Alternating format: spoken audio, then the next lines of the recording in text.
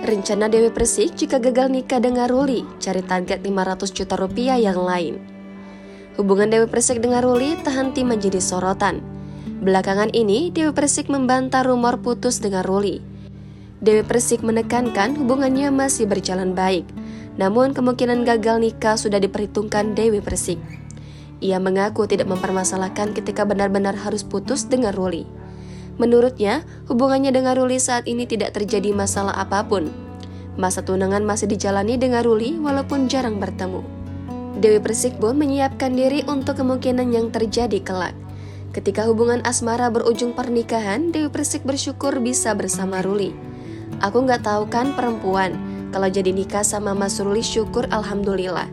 Ujar Dewi Persik dikutip seripoku.com dari YouTube Intens Investigasi. Ia pun tidak mempertimbangkan begitu panjang ketika tidak menikah dengan Ruli. Dewi Persik siap gagal menikah dengan Ruli dan mencari pasangan baru. Bahkan ia menentukan calon target suami dengan nominal uang yang tinggi. Kalau nggak jadi nikah, kita cari target nikah 500 juta rupiah yang lain, ungkapnya sembari tertawa.